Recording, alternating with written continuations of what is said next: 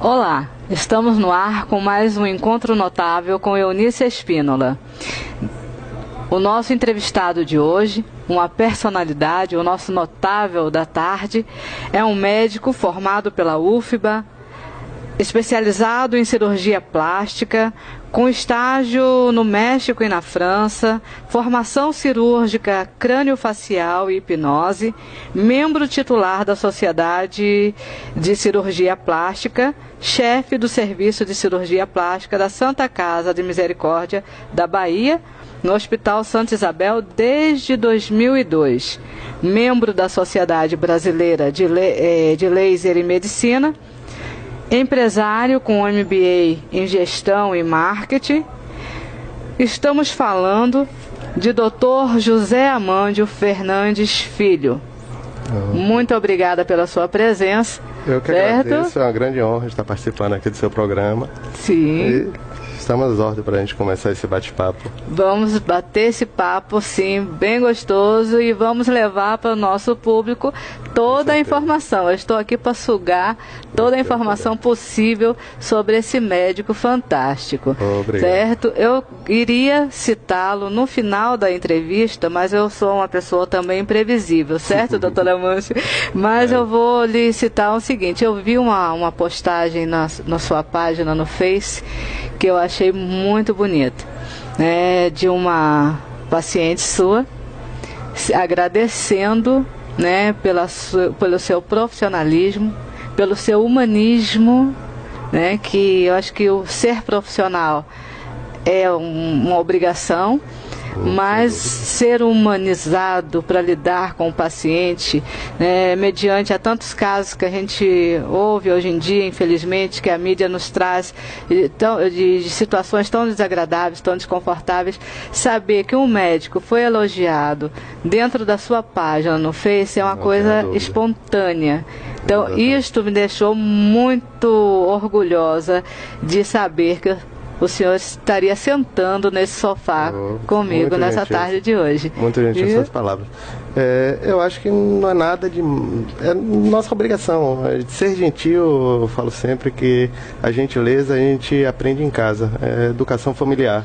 Não é faculdade que vai nos dar isso, não é escola, é em casa. E ser gentil, ser humano, eu acho que é um princípio que todas essas pessoas deveriam ter, independente da profissão. A gente fica triste justamente ao contrário, quando a gente ouve falar que médicos não são humanos. Exatamente. Eu acho que está na profissão errada, que faz parte da profissão lidar com pessoas. E como é que eu posso ajudar pessoas se eu não tenho humanidade, não tenho o carinho, o apreço pelas pessoas? Então eu acho que não é nada demais é a maneira como eu trato todos os pacientes. Sim, com essa simplicidade, com essa humildade, né?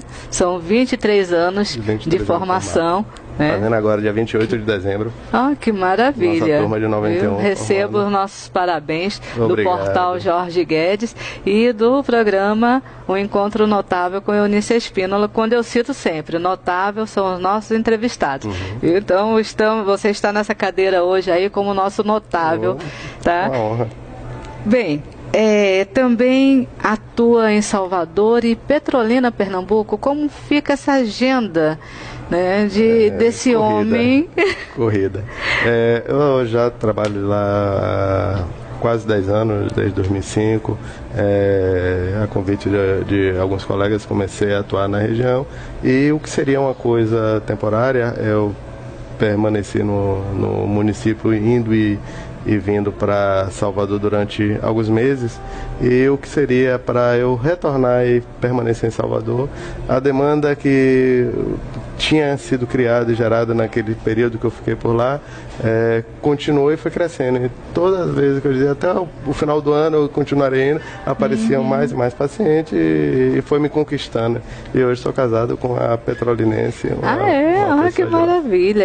E Petrolina é uma cidade deliciosa mesmo, né? Eu tive a oportunidade de passar por lá uma vez. Um pouco quente, mas deliciosa. Está crescendo, uma cidade em expansão muito grande. Eu creio que hoje é a segunda cidade do Pernambuco, do estado de Pernambuco, com um grande crescimento e que tem um grande potencial em diversas áreas de desenvolver. Maravilha. Arthur nasceu lá em Petrolina? Não, baiano. Não é baiano? Mas já visitou os avós. Já visitou lá também? Que maravilha. Parabéns pelo seu bebê. Muito obrigado. Viu? Pioneiro em laser lipólise. A laser lipólise, outros colegas fazem, não sou o único, claro que não. Mas creio que um dos primeiros a trazer o aparelho de laser para a Bahia é uma técnica onde a gente utiliza a luz do laser, que é uma energia luminosa, associada à lipoaspiração. Tem outras técnicas que enormemente conhecidas, como o uso do ultrassom, que é um outro tipo de energia que ajuda a dissolver e destruir a célula de gordura. Tem a vibrolipoaspiração, onde a gente associa a energia mecânica à trepidação da gordura. Então, são técnicas que trazem um auxílio e vêm com a intenção de melhorar mais ainda o resultado. E, obviamente, que não é nada milagroso, e eu brinco sempre que tudo que existe em medicina, mais de uma maneira de fazer, não existe a maneira perfeita. Então, pode estar certo. Se surge a opção de tem essa maneira e essa, uma vai ser melhor para determinada situação, outra melhor para outra, mas não existe aquela técnica que é melhor para todos os casos. E o laser lipólise não é diferente. A gente usa a energia do laser, essa energia luminosa, que é o uso de uma luz muito concentrada, com um comprimento de onda específico que tem uma afinidade pela água. E aí, ao aplicarmos o laser na gordura, ela ajuda a dissolver essa gordura, e o calor gerado também estimula o colágeno, aumentando a possibilidade de retração e, em alguns casos, melhorando o resultado. Certo. Como eu sou uma curiosa, né, e medrosa também, eu digo, dói. Qualquer procedimento, dependendo da extensão e da localização, pode ser um pouco mais ou menos desconfortável. Não é diferente da lipoaspiração convencional. Vamos dizer, convencional só utilizando a cânula associada a um aspirador, uma seringa. A manipulação do tecido é desconfortável. Obviamente, com a áreazinha pequena, um pouco de gordura na gordura ou na papada, o desconforto é muito menor do que uma paciente que submete a uma lipoaspiração, por exemplo, de todo o abdômen. Então, quanto maior a extensão, maior o desconforto, pode ser um pouco desconfortável, mas que também não é nada do outro mundo, não. Que toda mulher ou homem consegue fazer, né? E não seria hoje a lipoaspiração uma das cirurgias mais realizadas em todo o mundo e uma das mais realizadas aqui no Brasil. Fantástico. E deixa todo mundo satisfeito com o seu corpo. Quando bem indicado. E uma coisa que você falou que é bem interessante, e a gente termina sabendo o que é, mas a gente termina não lidando muito bem com isso, que é a satisfação. A satisfação nada mais é do que a gente conseguir alcançar a expectativa de alguém. É verdade. Eu posso fazer uma cirurgia excelente, tecnicamente perfeita, e a pessoa ficar frustrada.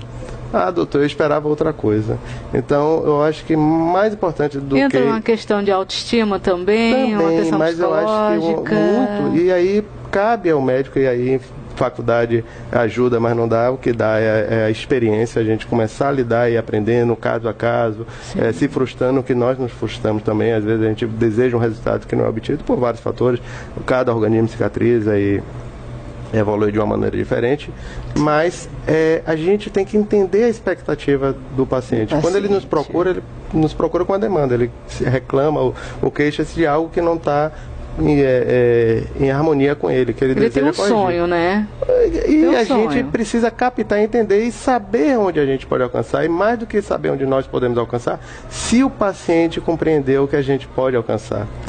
Porque não adianta eu dizer, eu vou conseguir isso daqui, ele espera isso.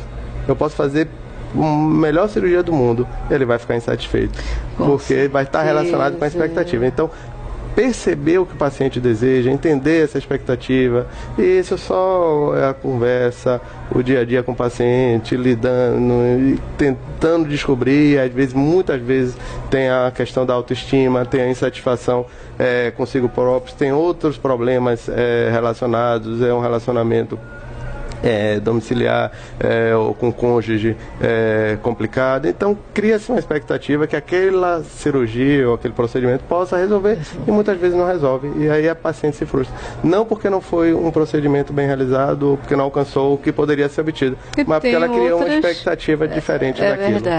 É verdade. Bem, também temos o serviço de atendimento com ênfase em pacientes oncológicos. O senhor trabalha com reconstrução. Exatamente. No Hospital Santa Isabel? Lá no Santa Isabel, quando eu retornei do México, já em 97, aí eu comecei a trabalhar no serviço, no Corpo Clínico do Santa Isabel, e atendemos lá diversos outros casos. Como a gente trabalha dentro do corpo clínico do hospital, todas as demandas de cirurgia plástica terminavam, o trauma, o queimados, deformidades congênitas, eram atendidas por nós.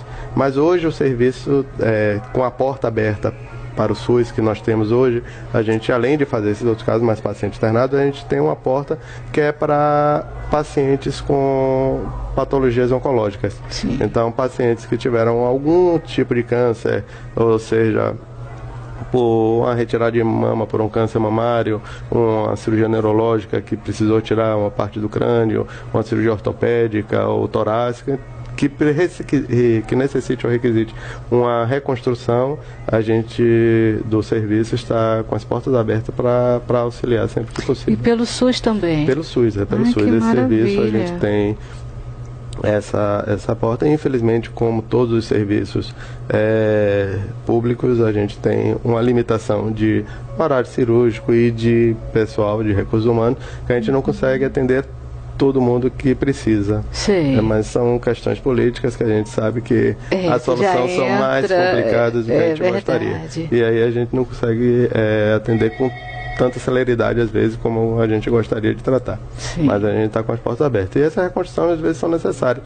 De cirurgias mais comuns que a gente lembra é a cirurgia de mama, né, a reconstrução mamária, que hoje corresponde ao maior número de cirurgias que realizamos lá, mas também outras cirurgias, tumor de peles maiores, que a cirurgia de cabeça e pescoço, ou cirurgia geral necessita ressecar grandes áreas, tumores torácicos, da parede torácica que precisam de reconstrução, ou então, de membros, e toda essa parte que a gente está lá, a gente atua junto com as equipes do hospital para poder oferecer o que há de melhor para o paciente, usando todos os recursos disponíveis no hospital, que hoje a gente sabe que a Santa Casa é um dos maiores hospitais, se não o maior da Bahia, que atende convênio particulares e SUS, mas todos os recursos que é disponibilizado para os pacientes particulares ou convênio são também disponibilizados para os pacientes SUS, em UTI e equipamentos. Ai, que maravilha, essa é uma informação fantástica, porque é engraçado, quando eu disse que ia entrevistar o senhor hoje, alguém me perguntou, né, e esse atendimento também é pelo SUS? Né? De cirurgia oncológica. Então, exato, e acho que foi justamente sobre a cirurgia oncológica, né? Aí eu falei, bem, eu vou perguntar isso a ele hoje, não foi preciso, na hora que fez a pergunta já saiu, fluiu, não é não? Mas então, já que estamos falando sobre cirurgias plásticas, né, eu gostaria da informação para o nosso público do que há de novidades hoje, né, as tecnologias, como está a cirurgia plástica hoje no mundo atual. Claro.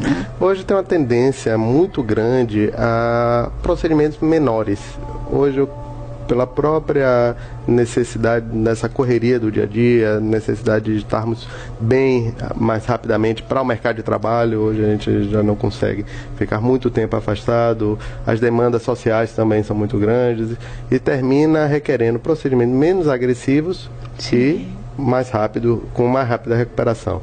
Então hoje é uma tendência a fazer procedimentos menores, até porque homens e mulheres estão procurando se se preocupam em prevenir alguns sinais do envelhecimento e procuram fazer, além da prevenção, procuram tratamentos mais precocemente. Então, não precisa chegar àquele estágio mais acentuado de um envelhecimento facial ou de uma cirurgia mais agressiva, podendo fazer aos poucos procedimentos menores e retardando ou postergando uma cirurgia maior para um futuro distante, ou até sendo desnecessária se você consegue fazer, por exemplo, em alguma ocasião, quando começou a incomodar, um lift cervical, em determinado momento a pálpebra estava incomodando e submeteu-se a uma cirurgia de pálpebra. Então, fazendo esse procedimento aos poucos e precocemente, vai ter uma menor morbidade, um menor tempo de afastamento, com menos risco também, isso é bom frisar, e evitando um procedimento muito grande, cirurgia de 10, deixar passar muito 12 horas tempo para fazer tudo de vez ao mesmo tempo. Né? E o conhecimento fisiológico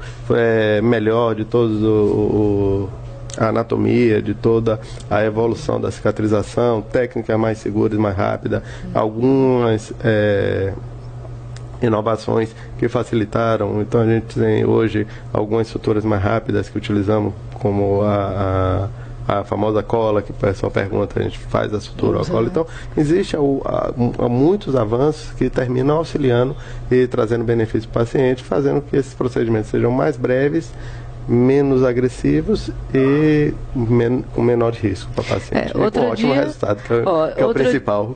Com certeza. Outro dia eu fui abordado pelo meu espelho, que ele disse, olha, você tem que corrigir a pálpebra, corrigir aqui assim um pouquinho. Esse espelho é mentiroso. Aí, não, ele fala a verdade. Ele ficou... E no caso ele estava dizendo assim, para essa... Bem a minha curiosidade, né? E eu acho que de muitas pessoas também, uma correção de pálpebra, ela leva quanto tempo uma cicatrização? Dependendo de organismo para organismo. Vamos falar de cicatrização, considerando todo o processo. Todo um processo. Eu tenho uma pequena queimadurazinha na mão, que se a gente for fazer um estudo aqui, ainda vai estar cicatrizando, apesar de eu ter acontecido ela com 1 ano de idade. Sim. Então, tem 45 anos essa cicatriz e ainda está cicatrizando. Mas numa fase da cicatrização muito lenta. A fase que interessa geralmente dura em torno de 3 a 6 meses, que é o período onde a cicatriz fica vermelha, que é uma fase inflamatória, onde ela fica vermelha, inchado, onde que a gente diz que ela está edemaciada. Depois ela vai passando por uma fase de fibroplasia, que dura alguns meses, e vai chegando até essa fase de maturação, que é mais longa. Sim. Mas essa fase que importa pra gente, que é onde pode ter as alterações cicatrizais, geralmente é os 3, 6 meses de qualquer processo. No caso da pálpebra, como a gente trata a pele mais fina do corpo, porque essa regiãozinha, a pele da pálpebra é muito fina, ela se recupera muito rápido. Muitos pacientes com 20, os pontos normalmente a gente tira quando não é feito essa adesão com cola, os pontos retirados com 5 a 7 dias, em um mês praticamente é pouco perceptível a cicatriz. Ótimo. Então é muito rápido. Uma pergunta muito até porque assim, a gente que trabalha com imagem, a gente que trabalha fora, a gente tem que ter um cuidado. Claro, o resguardo, que eu digo, né? O período de resguardo da cirurgia, e o período que a gente tem que ir para a luta mesmo, que voltar ao trabalho e não chegar no trabalho públicas, exatamente, precisa se expor. Então, a gente fazendo procedimentos menores, por exemplo, uma pálpebra, que é onde pode ficar um pouco demasiado, existe pessoas que têm uma tendência a fazer um pouco mais de equimose, aquela mancha roxa no rosto, e isso, alguns cuidados como utilização de gelo no local, posicionamento no leito um pouquinho mais elevado. Então, alguns cuidados que a pessoa pode tomar faz com que essa evolução seja mais rápida, e às vezes com 1 semana, 10 dias, quase não se perceba. Algumas pessoas com pele mais clara, com a predisposição a um pequeno sangramento, pode ficar um pouco roxa, mas nada que uma maquiagem, um óculos escuro não disfarce muito bem. O edema, que é o que chama mais atenção, pense num processo evolutivo que em geral leva 3, 4 dias ascendendo, então vai inchando, o primeiro, segundo, terceiro, quarto dia, a partir do quarto dia isso vai desinchando. Esse processo de diminuir o inchaço é mais lento do que o de inchar. Por isso que demora 7 a 15 dias. Mas normalmente com 7 a 10 dias está muito pouco perceptível. Ótimo. Outra coisa que nós estávamos conversando, que história é essa? Conte para os nossos ouvintes a questão do selfie, das meninas, crianças, hoje adolescentes, fazendo cirurgia plástica por conta de selfie? Na realidade, não é só meninas. Algumas mulheres... eu estava lendo um artigo, existem artigos americanos já falando alguma coisa em publicação inglesa, que observou-se o aumento do número de cirurgias, por exemplo, de nasais e rinoplastias, por causa dos selfies. As pessoas, por se olharem mais e procurarem ângulos mais favoráveis, começaram a perceber algumas deformidades que antes passavam despercebidas, até por elas mesmas não eram levadas, não eram muito relevantes. Quando elas começaram a se ver mais próximas e elas começaram a se exigir mais, começaram a procurar mais. Hoje a gente não tem estudo brasileiro sobre isso, mas informalmente algumas, sempre que aumenta um pouco o número naquele mês de cirurgia, a gente, o que é que está vendo? Por que você está procurando? Aí de repente, quando isso começou a lhe incomodar, ela disse, doutor, foi nas fotos. Como eu comecei a perceber as fotos, meu nariz é grande, o meu nariz tem uma gebazinha, que é aquele saliênciazinha no osso. Então começaram a perceber o que antes não passava despercebido. E isso termina fazendo que elas procurem uma correção. E é aquilo que você falou no começo, a questão da autoestima. Você vê mulheres belíssimas, com narizes grandes, e que não se incomodam com isso e vão morrer felizes com seu nariz, e outras mais jovens, lindas, e às vezes com uma pequena alteração, que não existe o que é perfeito ou o que é o belo. Cada um tem um físico que seria do amarelo se todo mundo gostasse do azul, né? Com certeza. E aí as pessoas podem requerer ou podem querer um procedimento por aquele momento, por aquele estar insatisfeito. A gente vai e volta naquela situação que se a pessoa não estiver bem, né, como a gente falou no início, mesmo fazendo a cirurgia, mesmo correndo todo perfeito, todo risco, a pessoa correndo todo o risco e está tendo, e correr tudo bem, vamos colocar, o resultado ser perfeito também, mas se a pessoa não está com a autoestima dela elevada, ela não vai ficar satisfeita da mesma forma, né? Como a gente vê também, eu sou uma curiosa, né? E a gente vê também muitas mulheres que querem fazer cirurgia para ficar igual a uma atriz, ou ficar igual a uma boneca, ou ficar... eu acho isso, né? É um extremo. E é uma das questões que eu coloquei lá na minha clínica, que é abordar toda a visão holística, né? Tentar abordar os aspectos que pode estar influindo naquela pessoa. Porque a pessoa às vezes procura um cirurgião plástico, ela tem uma demanda. Eu só estou vindo aqui porque eu estou com a lipodistrofia, um pouquinho mais de gordura.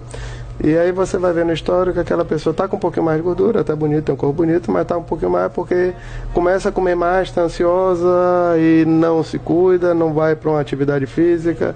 E aí você vê que tem um conjunto de coisas que está ali envolvido, e não é só aquilo. Que se ela pegasse, mudasse os hábitos, mudasse de atitude, ela se cuidasse um pouco mais, se alimentasse melhor, fizesse atividade, ela poderia resolver às vezes sem cirurgia. E é isso que eu busco, que a pessoa consiga resolver. Nem sempre o caminho é a cirurgia. Obviamente que tem deformidade, uma assimetria mamária, uma mama maior que a outra, não tem remédio para isso. Exato. Aí geralmente ou a gente aumenta uma ou diminui a outra.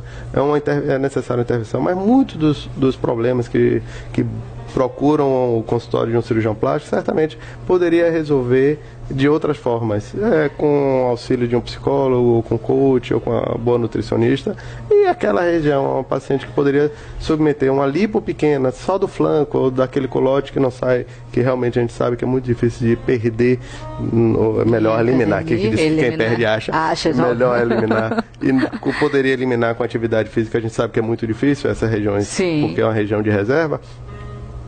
Às vezes procuram para fazer uma lipoaspiração grande, de um porte maior, porque não querem submeter esse processo de mudança de hábitos, de perder um pouco de peso antes, de fazer uma atividade física. E não vai ser o cirurgião plástico que vai resolver essa demanda. Aí precisa desse auxílio, desse apoio se não houver da equipe. Uma modificação nos hábitos, provavelmente esses problemas eles retornam? Com certeza, muito grande. A probabilidade, e a gente percebe isso, diversos estudos, por exemplo, na cirurgia bariátrica. Sim. Há muitos pacientes ex-obesos que se submeteram à cirurgia, que é uma cirurgia de grande porte, uma cirurgia de risco, hoje cada vez mais segura, por melhor conhecimento da técnica, do desenvolvimento e da experiência dos cirurgiões, mas é uma cirurgia de risco. E um paciente submete-se a uma cirurgia dessa, já se submete com risco, porque ele já está operando muito acima do peso. Sim. E faz uma cirurgia e depois de 4, 5 anos, existem alguns estudos que relatam uma reincidência de obesidade em 40% a 50% de alguns pacientes. Então, você imagina, você não mudou o principal, que é a cabeça. E apesar de que exatamente, a maioria, eu creio que 100% dos serviços aqui no Brasil tem todo um acompanhamento psicológico, tem reuniões semanais, tem acompanhamento com nutrólogo e todas essas informações são passadas e são exaustivamente trabalhadas. Mas não é da cabeça, é a cabeça da pessoa. Exatamente. Mesmo, né? Então a gente trabalha. Se ela não tiver se não modificar um equilíbrio cabeça, e mudar ela. Eu conheci uma pessoa um tempo atrás que tinha recém-operado, feita a bariátrica, e estava tomando Coca-Cola. Aí eu parei e fiz: você está tomando Coca-Cola? Você acabou de fazer... Não, mas meu médico disse que eu posso, líquido eu posso. Eu falei, Coca-Cola é líquido? Você suco, a quantidade... O suco, que não é ideal de caixinha, porque é muito... Você não vai nem dizer que foi o médico que não passou a informação, mas eu acho que o vício, né, de você ter... as pessoas são viciadas em refrigerantes, em várias outras alimentações que prejudicam. É uma compulsão, né?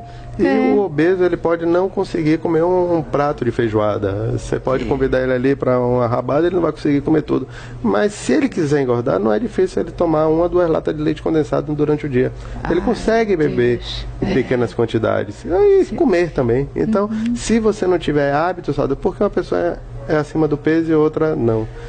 Obviamente que tem todo o metabolismo individual, mas são hábitos diferentes. Pessoas mais magras, em geral, são têm uma predisposição a fazer uma alimentação mais saudável ou em menor quantidade que um obeso. Provavelmente, se a gente comparar o que um obeso come e uma pessoa mais magra, vão ter quantidade diferente. É um dos pré-requisitos. Outros hábitos saudáveis é a atividade física. Exato. Então, quando você muda os hábitos de uma pessoa e a pessoa começa a ter hábitos saudáveis, se alimentou bem, começou a fazer atividade física, a consequência natural disso, se você gasta mais do que come, você vai perder peso. É verdade. Então, a pessoa só vai ganhar peso se a pessoa ou come, alimenta-se mais do que gasta, ou se a pessoa gasta menos do que come. Eu como pouco, mas isso a gente percebe muitas pessoas... A qualidade do 30, alimento. 35 anos, é aquela paciente que chega depois do consultório, doutor, eu estou com 5, 6 quilos. Mas quanto tempo você ganhou isso? Nos últimos 3 anos. Sem perceber, 100, 200, 300 gramas por mês. Ao longo de um ano é 2 quilos. Em 3, 4 anos são 6, 8 quilos. Então, mas eu não faço nada, não como a mesma coisa. Eu até acredito, mas você faz a mesma atividade que você fazia há 20 anos, que você ia para uma festa, ia para dançava a noite toda, no outro dia acordava de manhã, ia para a praia, no outro dia estava trabalhando, acordava. Então, os hábitos de vida geralmente se modificam. E aí a pessoa pode até comer a mesma coisa, mas está gastando menos. Menos energia. E é equilibrar isso que é o segredo. Que é o segredo. E a chave do sucesso. Para envelhecer vai ser muito fácil. Hoje eu estava vendo, saiu pelo IBGE, a expectativa de vida do brasileiro. Sim. Tem, acho que umas 2 semanas. E ele falando que em alguns lugares a mulher vive mais do que o homem, isso é notório, já está em 78 anos de idade. Então não vai ser difícil. Meu pai tem 82, minha mãe tem 79. Então não vai ser difícil vivermos 80, 90, 100 anos. Com certeza. A gente vai alcançar. Nós estamos alcançando os avanços da medicina, melhores conhecimentos fisiológicos. Então vai ser muito fácil a gente alcançar uma longevidade maior. Contudo, como a gente vai querer envelhecer? Não tem, todo mundo sabe. Se você perguntar a 10 pessoas, 9 vai responder: comer bem e fazer atividade física. E o que está faltando para começar? Comer bem e fazer atividade física. O que está faltando? Todo mundo sabe, não precisa. Você vai para o médico dizer isso. Eu sei. Sim, aí você sabe que precisa fazer isso. Se você está fazendo, ainda não.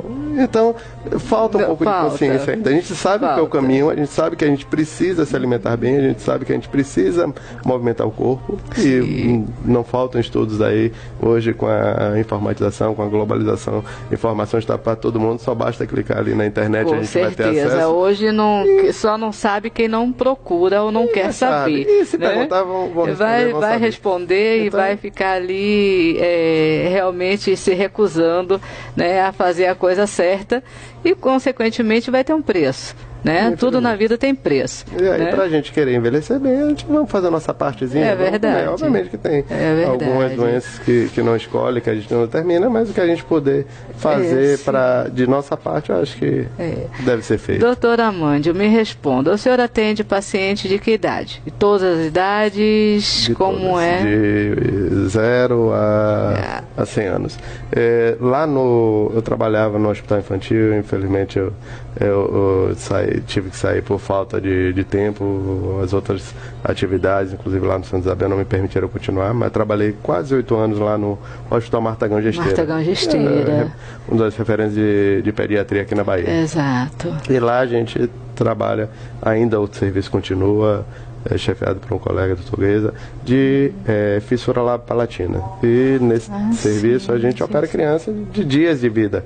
Existem deformidades congênitas, a criança nasce com algumas fissuras, algumas deformidades que a gente precisa de uma abordagem muito precoce.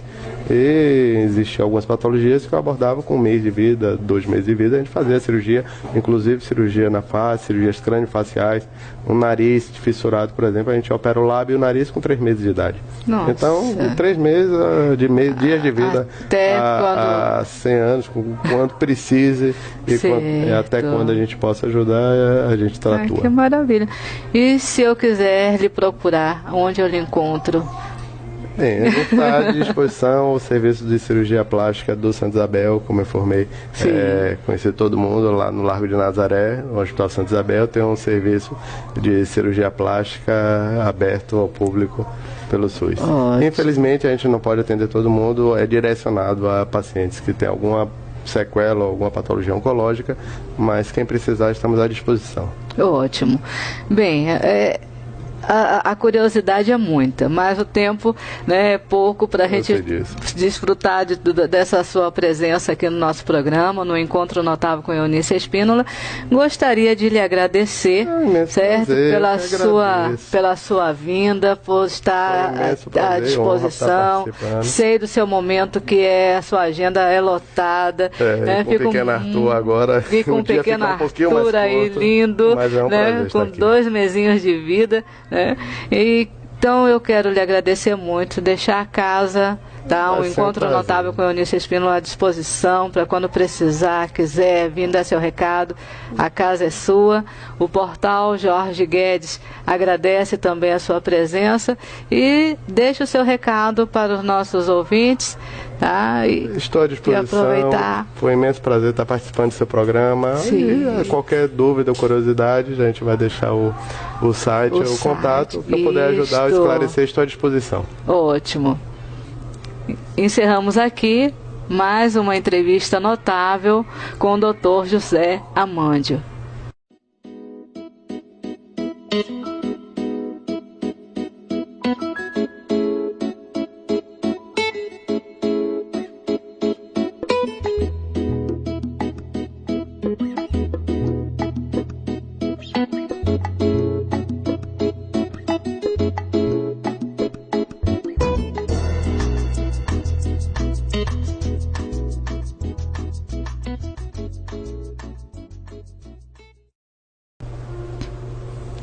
Olá, começa agora mais um Encontro Notável com Eunice Espínola. E como eu gosto de citar, notável hoje é a nossa entrevistada.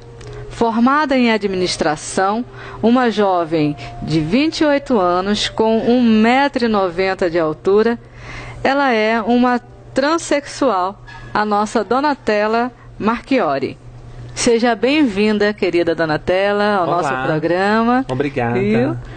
E a casa é sua. Hoje nós vamos bater um papo e mostrar essa belíssima mulher que é, Donatella? Eu vou puxar só um fator que transexual, ela já é cirurgiada, ela já fez a cirurgia de mudança. Eu sou da denominação de transex. Eu não tenho interesse de fazer a cirurgia. Ah, que maravilha. Então você é assumida uma transex com a autoestima altíssima, elevada. Ainda bem. Que bem bom. Trabalhada. Bem trabalhada, né, Donatella? Então, Donatella, vamos começar com um bombardeio de perguntas, né? Sou todo ouvido. Desde quando mulher, Donatella? Desde os 16 anos. 16 anos. Na realidade, tem o gay que ele já nasce bem afeminado, né? Sim. E isso já é uma transição natural, encorpada nesse mundo, né, do homossexualismo, aonde a minha transformação já foi rápida. Sim, né? Meu fator genético feminino já era bem avantajado e logo em seguida, com tratamentos e cirurgias, a gente chega a esse estágio. Esse estágio maravilhoso, né? Então, você começou com 16 anos. Como foi, então, sua adolescência para você se assumir mulher?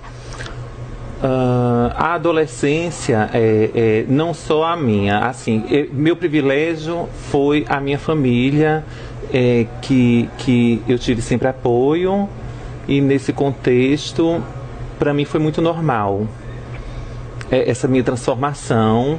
Eu sei que muitos encaram problemas, né, porque as famílias não aceitam a cultura das pessoas. Exatamente. Né? Mas aí eu fui insistindo e consegui realizar aquilo que eu desejava. Sim. Né? Eu não sou classificada como um homossexual, como um gay. Eu já tinha a mente trans. A gente, no meio da gente, a gente costuma falar que a trans, ela nasce trans. Sim. Né? E então, eu vim de uma boa família, e isso me facilitou muito. Essa transexualidade, né, que eu lhe chamei assim, mas eu fui buscar ler, né, porque a gente tem que saber e conhecer, se familiarizar com os termos. Né? O fato de ser uma trans diz que a transexual, ela nasce, vamos colocar, dentro fisicamente, né, com um corpo masculino, vamos colocar assim, mas a mente já é feminina. Sim. Não é isso? Então, dentro disto é que você trabalha, que você desenvolve toda a transformação do corpo, é isso, Donatella? É isso, e a transexual, ela vai mais além. Ela tem uma mente muito feminina, muitas até se mutilam, elas querem de qualquer jeito se transformar e ser mulheres, né? Sim. E viver como mulheres, para ter até uma aceitação social como mulher.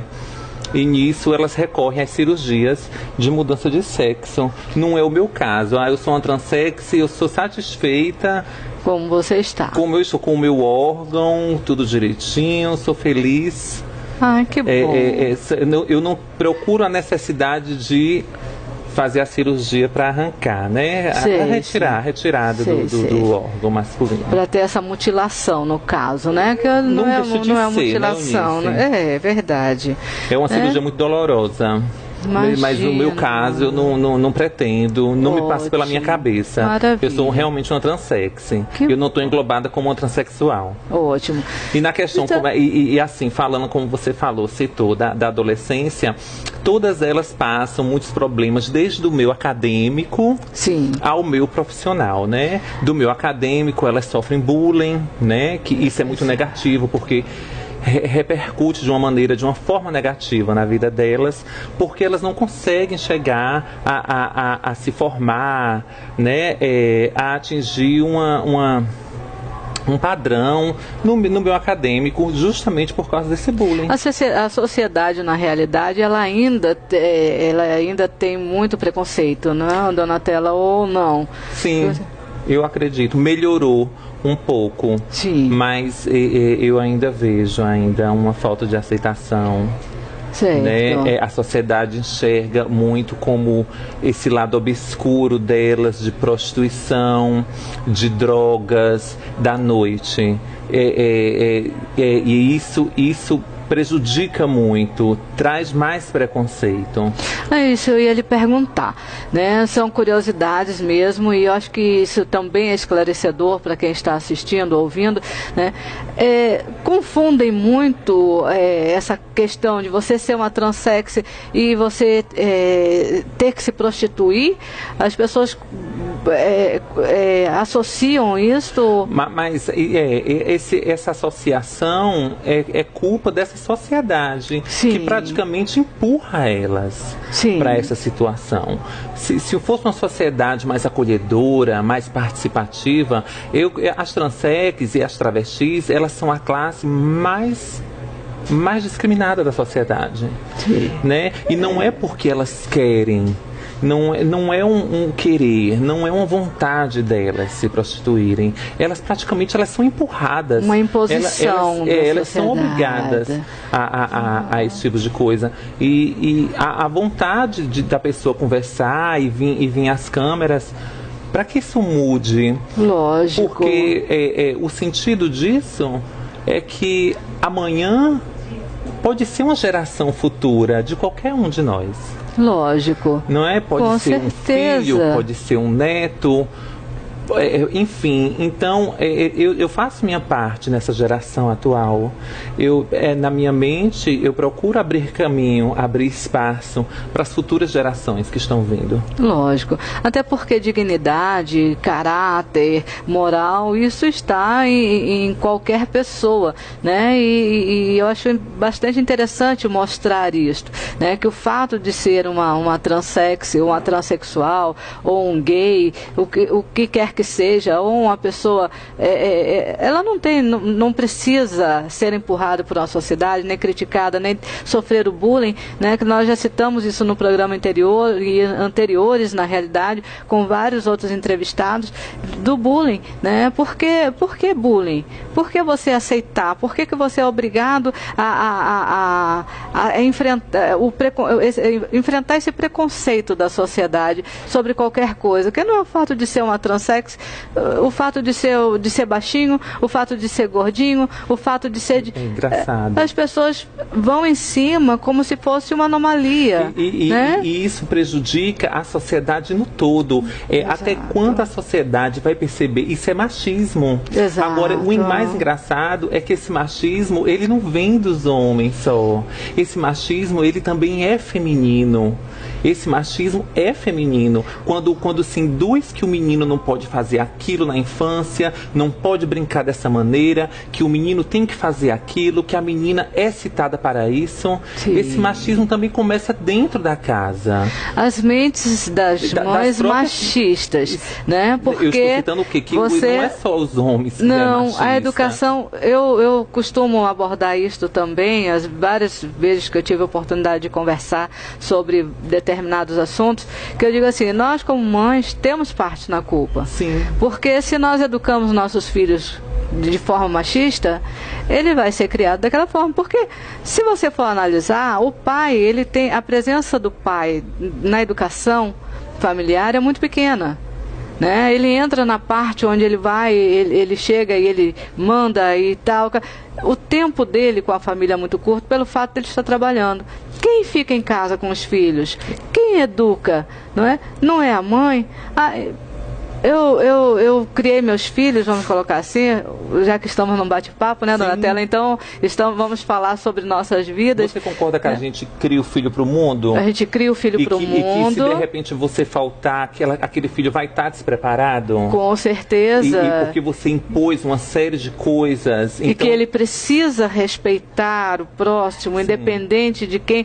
Eu, graças a Deus, criei meus filhos dizendo, olha, você respeite a todo mundo, certo? É muito bom ouvir. Todo mundo é seu amigo. Lógico que para dentro de casa você tem que saber quem você traz, porque para dentro de casa a gente traz aquelas pessoas que a gente confia, aquelas pessoas que a gente vê que tem caráter, que tem moral, que tem bons costumes para estar frequentando as nossas casas. A gente agora participou de um congresso de psicanálise, né? Famoso no Brasil todo. Com certeza. Juntou pessoas muito importantes do Brasil todo. E teve a Argentina também, sim, né? Então teve a América do Sul. O foco disso, um dos assuntos debatidos lá, é quando uma trans ou um gay é levado a um psicólogo. Sim. Porque sempre as famílias se retiram do âmbito do médico. Eles fogem da psicanálise. Porque o psicólogo, ele detecta que o problema não é o gay, sim, nem é a trans, é a família. E quando ele vai justamente na família e ele aponta que o problema está com os pais, eles rapidamente tiram o filho do psicólogo. Porque não aceitam, né? E a própria família, a própria mãe, ela tem prazer em ter aquele filho doente. Que na cabeça dela, aquele filho com aquela patologia, e ela já se afasta da psicanálise, porque a psicanálise já queria o quê? Vencer aquela doença que foi detectada nos pais e retirar o filho daquilo. E ela acaba se abstindo e retirando porque ela tem prazer em ter aquele filho daquela maneira. A psicanálise explica isso. É uma coisa muito, chega a ser muito louca. Isso. E profunda, né? Porque são casos, né, que eu acho assim, eu confesso a você que para uma família, né, para trabalhar a mente, para ter uma pessoa gay ou transexo, ou seja o que for, dentro do âmbito familiar, a cabeça da família tem que estar bem trabalhada. Sim. Né? Porque se você... Mas você me entendeu o que os psicólogos percebem? Entendi. Às vezes essa cabeça não trabalhada vem realmente dos pais. Sim. E que quando o psicólogo vê que a patologia vem dos pais e eles vão trabalhar a mente dos pais, os pais se introspectam, né? E eles se retiram o filho da consulta do psicólogo, não quer mais que vá lá, né? Isso, eles querem continuar com aquilo, né? Com aquele filho daquela maneira, aquela superproteção, aquela coisa dela ter com que cuidar. A zona do conforto, que vamos colocar. Do conforto. Porque você citou anteriormente que sua família lhe acolheu, então você teve o respeito familiar. Então, devido a isso... Lutei para ele. Ah, sim. Lutei com unhas e dentes para ele, porque Donatella é feliz assim. Com certeza. O intuito das nossas vidas, eu acredito que é buscar a felicidade. Todas as pessoas. Ótimo. Cada um tem que buscar a sua felicidade. É o intuito da vida. Donatella, ela é feliz assim. Ótimo. Donatella, então, uma situação onde vamos abordar, né, uma situação onde a gente sabe que também é difícil. Você falou a nível de bullying no colégio e tal. Trabalho, Donatella, como foi para você se inserir no mercado? Em se inserir no mercado, hoje em dia, nos dias atuais, a gente percebe que quem tem a melhor qualificação é quem entra. Sim. Então, eu já vi casos, até aqui em Salvador, que a transex, ela estava melhor qualificada e ela entrou. Sim. Né? Ela teve sorte, porque ela conseguiu vencer todo um bullying da vida acadêmica e chegar a concluir, né? E ter um sucesso profissional. No meu caso, em mim, eu optei pelo empreendedorismo. Eu estudei e estudo administração. Sim. E com isso, com essas técnicas, preferi empresariar, cuidar da minha empresa. Sim. Né? Mas a gente sabe que isso não é normal. Vamos colocar assim, normal dentro de que... pela conta dos preconceitos que existem, o fato de você estar preparada, quando eu cito você, eu cito no geral, né? O fato do transexual ou gay estar preparado, né, profissionalmente, ele pode sofrer também o preconceito de na hora de que você tem as mesmas qualificações do que ou até melhores do que um hétero e de ser dispensado por isso. Sim. Você, não é? Sim. Porque as pessoas ainda têm esse receio de estar... esse preconceito, conceito prévio de algo. Exato. Você tem o conceito prévio, você não procura conhecer, você não procura se informar, você tem um conceito prévio e esse conceito acaba prejudicando. Assusta o contratante, Sim. vamos colocar, né? Sim. Tudo que esse conceito que ele tem é o medo de estar dentro do desconhecido, vamos Por que colocar. Não enxergar a profissional? Exato. Não é? Porque não derrubar esses tabus, essas tábuas, como países de primeiro mundo fazem, outras culturas. Por que não acabar com isso? Esse estigma, enxergar a profissional. Com certeza. E já pegando esse gancho, sim, Donatella, vamos... Donatella namorando 1,90 m de mulher, como está o mercado, hein? Para arrumar um namorado, já que, né, esse tamanho todo não assusta os candidatos. Tem esse tamanho todo, mas tem a feminilidade, né? Lógico. Tem a essência feminina, né? Por trás, a doçura.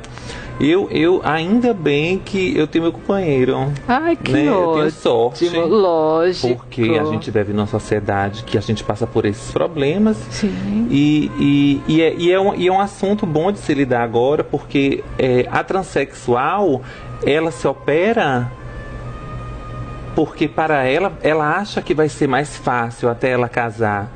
Eu converso com várias, eu costumo dizer assim, é mais fácil, então você vai embora da sua cidade. Sim. Porque todo mundo sabe que você operou e muita gente vai lhe apontar. Vai continuar apontando. Então você vai embora e começa a vida em outro lugar. Se você quiser casar e viver, não é isso? Exato. Normalmente.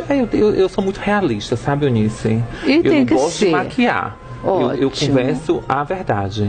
Acho que até por isso que você trabalha tão bem a sua condição. E para mim, eu agradeço muito a Deus, ao arquiteto do universo. Sim. Agradeço e de eu ter meu companheiro, de eu ter uma pessoa comigo, levando a vida, trabalhando, enfim, seguindo aí.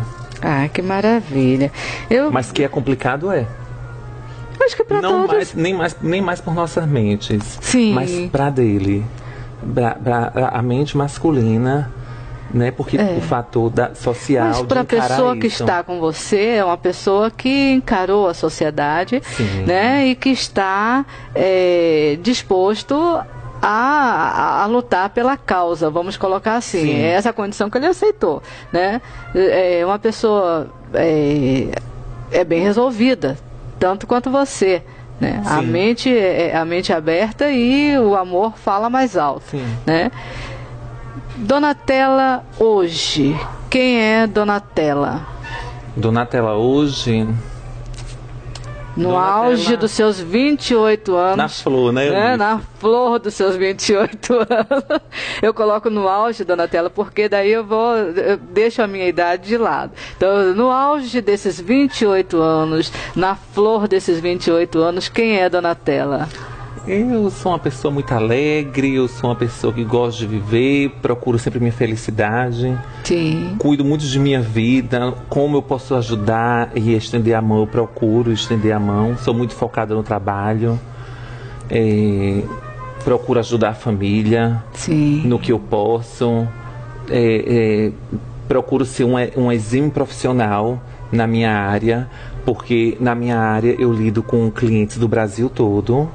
E você sabe que a gente tem que ter um jogo de cintura, né? Uma postura e uma simplicidade e uma alegria, né? No dia a dia ao lidar com esse público.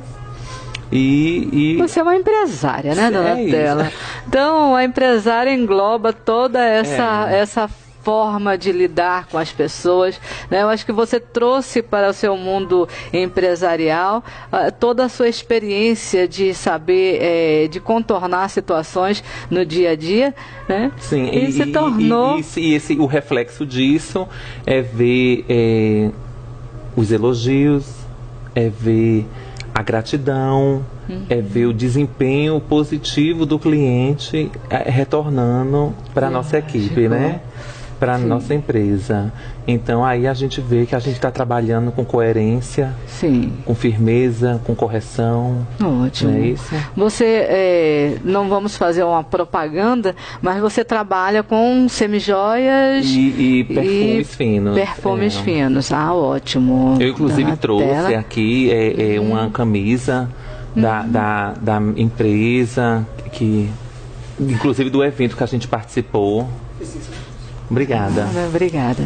Tem aqui pra você uma camisa, tem uns amostras pra você. Nossa, estou amando, ganhando presente, Anitta. Olha como eu estou chique. Um encontro notável com a Eunice Espínola, recebendo você presente. É uma estrela, né, Eunice? Nossa, estou me sentindo.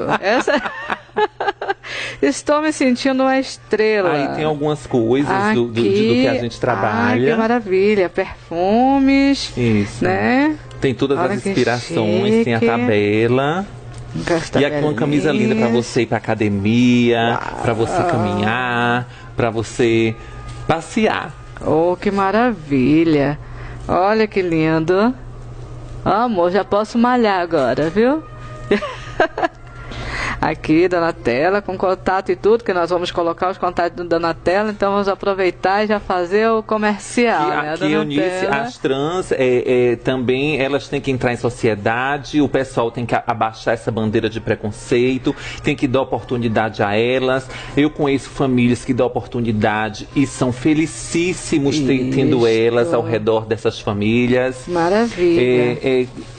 Quero falar também que ao lidar com a trans, por favor, não falem ele, não se refiram o travesti, o transexual, é sempre no feminino. Nenhuma de nós estamos aqui para afrontar nenhuma mulher, muito pelo contrário, a gente admira tanto elas e ama tanto que pretende ser da forma mais bonita, mais linda e mais refinada possível. E vocês são lindas mesmo. Obrigada. São fofas, a gente vê, observa, tenho várias amigas, Donatella, eu estava conversando com a Anitta mais cedo, né, Anitta, e disse assim, eu sou tão orgulhosa das amizades que eu tenho, que né, bom. Que a gente não tem, quando a gente olha as pessoas pelo coração, né?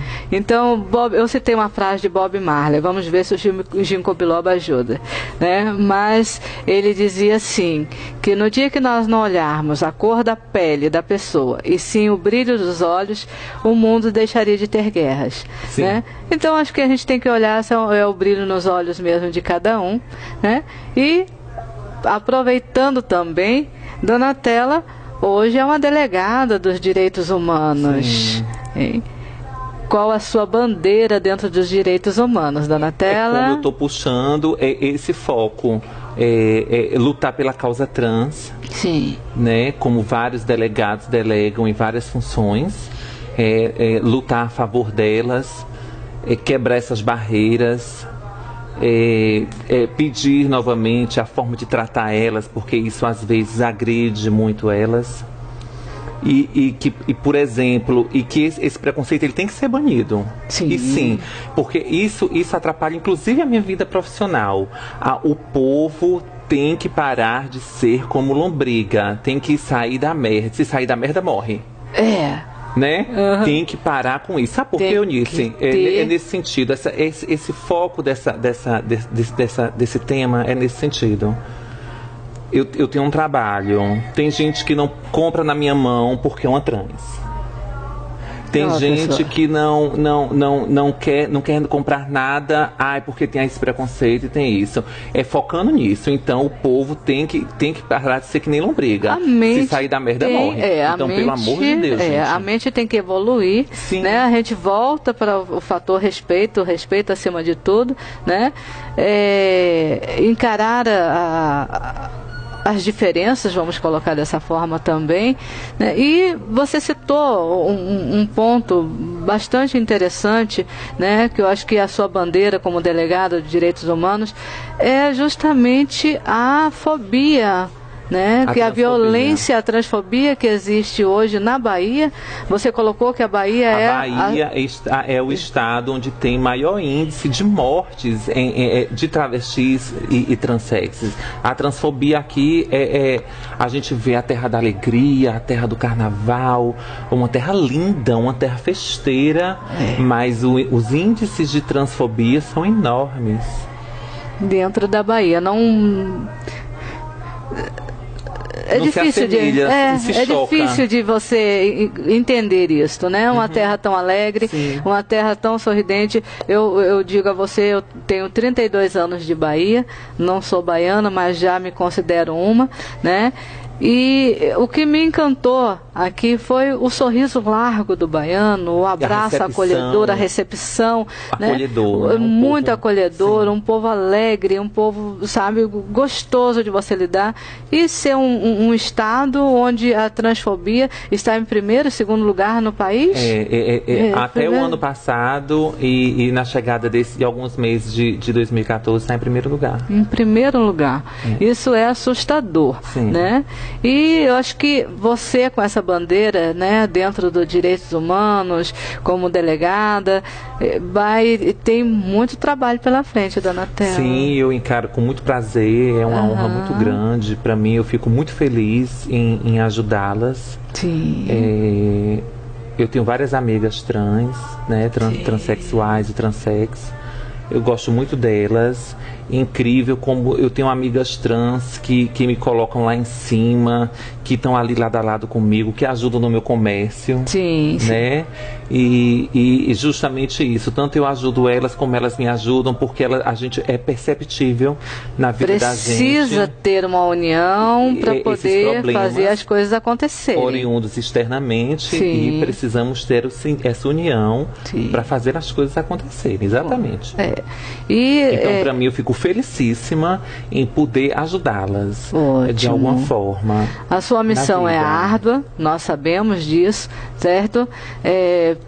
Por este motivo também que eu a trouxe ao nosso programa. Eu fico muito agradecida. Quero deixar a casa à disposição para quando você precisar, mandar seu recado, né, trazer alguém que possa agregar a esta corrente, a esta luta, né, para a gente poder estar mostrando para as pessoas que o que importa é a corrente engrossar, né? E a gente, né, Eunice? O que importa é gente, é coração, é sangue, é ser humano. E está realmente o respeito acima de tudo, né?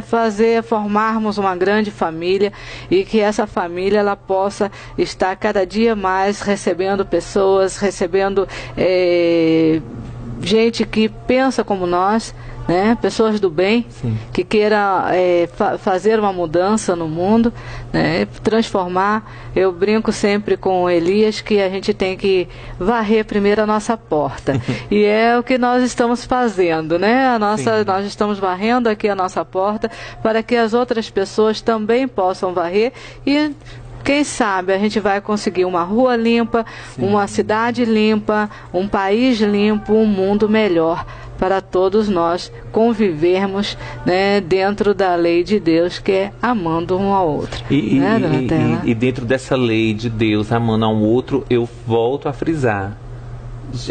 Todo mundo tem suas gerações. Ninguém fica para semente e todo mundo prolonga a existência. Com filhos, com sobrinhos, com netos.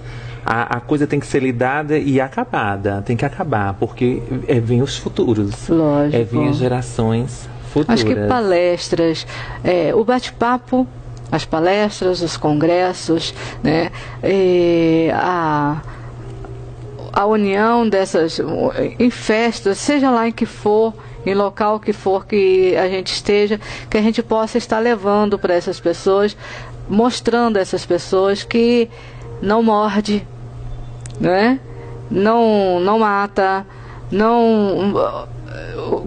no sentido do geral, do preconceito, da fobia, né, das fobias que existem, não só com relação às transexuais. Mais uma mão amiga, né? Uma mão amiga. Uma mão estendida. Lógico, né? Quando essa mão chega, aí sim você vê a sensibilidade.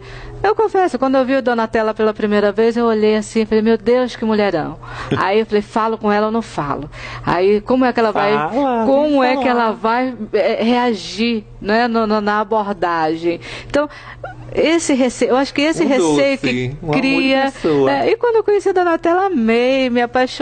É uma pessoa fantástica, é uma mulher maravilhosa, uma profissional excelente. Então, o que assusta é justamente o preconceito que a gente faz antes da gente abordar as pessoas. E como eu tenho assim a minha carinha meio amadeirada, aí eu chego, eu falo mesmo, que eu digo, se não me aceitar, paciência, né? Mas se me aceitou, ótimo. E Donatella, pronto, abriu esse coraçãozão de ágata aí, lindo, maravilhoso, e estamos aqui nesta amizade fantástica. Eu fico muito agradecida, você abre suas portas, você dá essa oportunidade da gente chegar ali, chegar um pouco, se aproximar mais.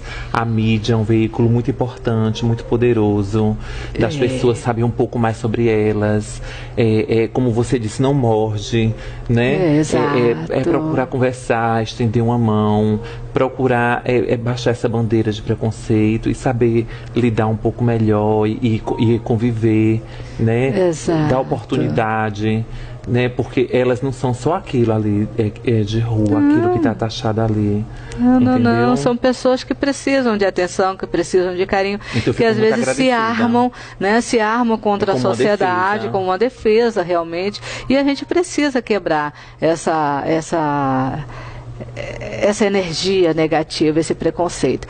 Vou cobrar de você. Tá. Quero você uma delegada firme, ativa, atuante, mostrando pra gente, chegando aqui, olha, Eunice, conquistamos isso, estamos lutando por isso, estamos com essa bandeira e nós vamos estar mostrando para todo mundo, já que o nosso programa, ele é visto no mundo todo, né? O portal Jorge Guedes, graças a Deus, ele tem um acesso maravilhoso, né? Estamos adorando, né, Jorge, essa quantidade de cliques que nós estamos tendo no nosso portal, e o programa Um Encontro Notável com Eunice Espínola é esse programa que está aqui para mostrar para todos vocês que existe um mundo muito bonito, maravilhoso e que está ao alcance das nossas mãos. Basta que nós estejamos juntos. Né, Donatella? Sim. Agradeço a você a sua presença. Imensa, muita satisfação, muito feliz. A casa está à sua disposição. Muito feliz, certo? muito O portal Jorge Guedes agradece a você e deixa o seu recado para os nossos ouvintes. Eu deixo assim, muita luz, beijos de luz, muito amor, estou muito feliz em estar aqui, muito encantada. Desejo assim nessa época de final de ano, muita paz, que a gente enxergue o mundo de uma forma melhor, com mais amor. E eu muito obrigada por eu estar chegando aí juntinho de vocês. Sim. E eu desejo isso. Paz, felicidade. A gente está numa época de fim de ano, de passagem de ano, um momento de renovação, de coisas novas, onde a gente quer a gente assimila e pede tudo de bom. Então, é esse sentimento que eu passo, tudo, coisas boas, tudo de bom. Ótimo. O Encontro Notável com a Eunice Espínola agradece e se despede de todos vocês. Espero que tenham gostado e até a próxima, se Deus permitir.